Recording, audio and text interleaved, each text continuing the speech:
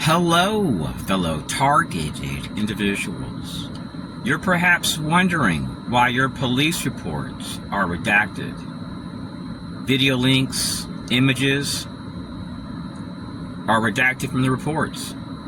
So this protects the perpetrators. That means there's no investigation. That means most likely you're dealing with an interagency partner or contractor or confidential informant. They say these are investigations, but is harassing families while they're visiting their dying grandmother an investigation? Harassing them where they eat food, where they take walks, and overseas an investigation? Is being harassed by Jewish people upon arrival to places with Florida Sheriff Association stickers on their car an investigation? When people go to my block watch captain in Clermont, Florida and say that I'm a sex offender when I'm not, that's not an investigation. When people outsource to people that are small business vendors, women-owned businesses, veteran-owned businesses, and minority-owned businesses, those are not investigations. These people aren't trained to investigate. They're harassing me. They've harassed me in the past. This guy that lives down the road from my house that works for Lockheed Martin, he's not trained to be a private investigator. This is not no investigation, fellow TIs. It's a harassment campaign. The CIA knows it, the NSA knows it, the FBI knows it. Here in a moment, I'm going to be at this place in downtown Clermont, Florida. It's just a parking lot facing the lake. And for years, I've had these weird experiences where the perpetrators would partner by me and then put on their high beams, honk the horn, and then drive off and park like 100 yards away next to a car. It's really weird. So let's see if we document it today. Hello, fellow TIs. For a while I've been coming to this place and I've been getting harassed. Sometimes the perps would park over there and then they would come over here. But he was parked there for a minute, now he has his high beams on. So sometimes what they do is they park facing your vehicle with their high beams on. This guy, hold on a second. This guy right over here is not parked like the other cars. He's facing my vehicle with his high beams on. This is done to make you feel uncomfortable in your environment. So he lowers his high beams. Check this out. He turns off his high beams, and now he's just parked like that right there. But he had his high beams pointed at me. So let's see if he comes over here. It's kind of weird, fellow TIs. And I bet you the guy's a veteran. So look how all the cars are parked. He parks his car into that tree. Most likely he'll come back around.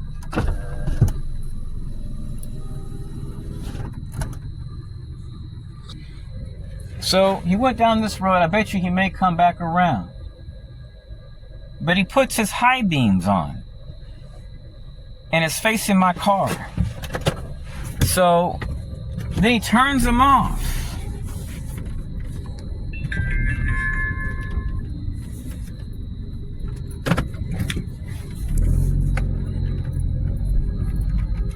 So look at this. He's right over there.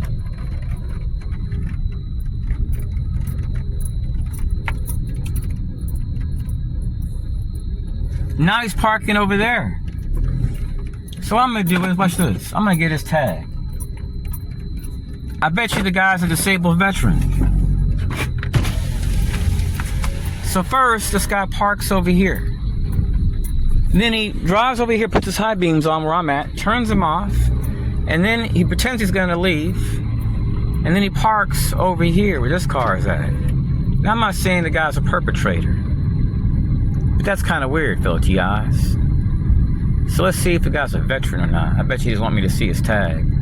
I bet you he's a veteran. See, look. Veteran, disabled veteran.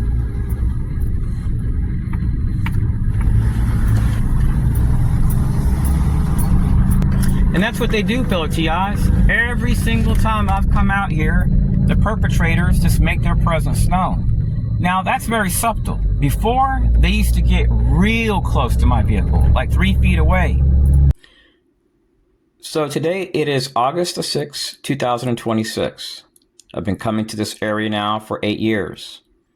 I drove to this road, 5th Street, went to this roundabout, and parked my car over here next to this bush where this pier is at. Another car parked right over here.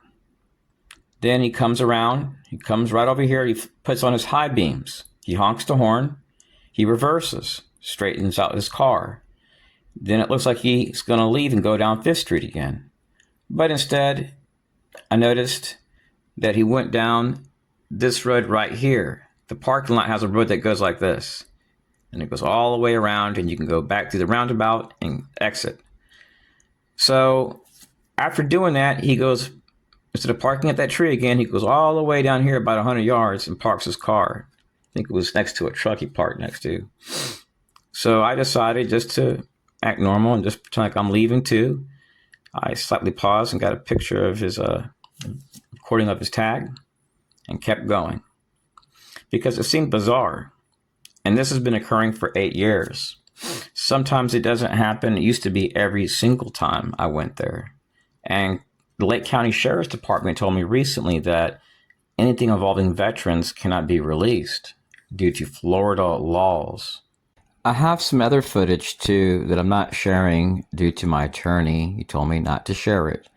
Well, a while back I had parked my car at the Hiawatha Park and I crossed the street to walk against the lake. There's a bridge down the road from the Hiawatha Park.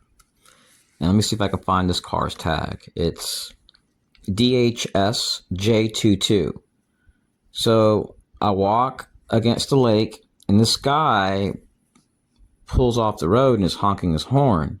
I'm the only one around. I was concerned, so I went over there and was like, "Sir, can I help you? Is everything okay?" And then he kept doing it, even when I walked away. And what's really weird is for about 8 years, anytime I've talked to relatives, they've asked me, "Why are people honking horns as they pass by you?" And I'm like, "I don't know. I don't have any friends here. I've just been harassed by a lot of white people that are ex-military and which have disabled veteran tags or Purple Heart tags here in Florida." I had the same experience in Texas. It went on for 5 years. I went to Congress. I went to the CIA, the FBI, DHS, FEMA. So what I find bizarre is that some of these cars can't be traced. They appear to belong to fleets, and some of these people wear dark blue shirts. Or the car comes up as legislative, which is very bizarre. I've been documenting this now in every single state since my 20s, 30s, 40s, and I'm almost 50. So for the past 8 years that I've lived here in Clermont, Florida, I've documented literally hundreds of incidents out here. At one time, every time I came out here and parked my car, 2 to 3 minutes later, a lady named Randy Bram, which is listed as a defense contractor, that's worked with multiple defense contractors, and she used to work for AT&T. She used to oversee quite a few people there. Would show up anytime I did, and a group of veterans would show up, and I have videos. They would cover up their tags with t-shirts or paper. She would park her car right here and never face the lake, even when it was extremely cloudy. And her chair would face my car. So if I'm here, she's just facing my car in a chair, never facing the lake.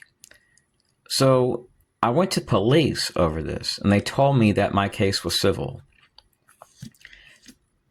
There was nothing they could do about it. And I noticed sometimes that these people that would show up would wear black suits and talk to her. What's really weird is that in the past 8 years that I've lived here, the only people I've ever seen wearing suits were talking to her. And they came with vets. Sometimes Parks and Recreation was nearby them, like they were buddies or something. And weird things started happening on the sidewalk. Let's say I got an oil change and I got harassed at the library, a gas station. I'd come here to Hill to be close to the water to see birds and boats. I would stay for like 10, 15 minutes, like everybody else. Well, if I went walking, all of a sudden the perps would exit their car over here, and then they would walk up to me, harass me, then go back to their car and leave. And it was always somebody that was a disabled veteran. But here's what's bizarre. These so-called disabled veterans are spotted at gyms, biking for miles. Some of them lift more weights than me. So how are they disabled? And just a few weeks ago, I'm walking with my family, and a lady exits her car over here, gets behind my family, and I throw some bubblegum in a trash can, and she stops. The sidewalk is literally as wide as a road. And she just looks at us and whistles one time and goes back to her car. Well, I ran her tag. It comes back as ex-US Army. And then one day I got my tires changed. And I'm walking with my family, and these people park over here. I've seen them park in a black SUV. They walk past us. They come to a complete stop, and the guy makes orgasm noises. He's going, making these weird noises. And what's really weird is that when I got my tires changed, a guy was masturbating at the crack of the door. Had to use the bathroom. And I told him to stop. And I even recorded it and put it on Twitter. So I'll place some links underneath the video, and I have his shoes documented. And it was the same exact guy. So these people use stingray technology. They're perverted. They're into no-touch torture. They're clandestine. They outsource to people that belong to veteran groups. And I'm not saying veteran groups are bad. They utilize select people that are predominantly white, they're LGBT, they're transgender. See, down the road from Clermont, Florida, you have Lockheed Martin, you have all these defense contractors. So there's no telling who they've utilized to harass me. But they typically always come back as a veteran, which is really, really weird.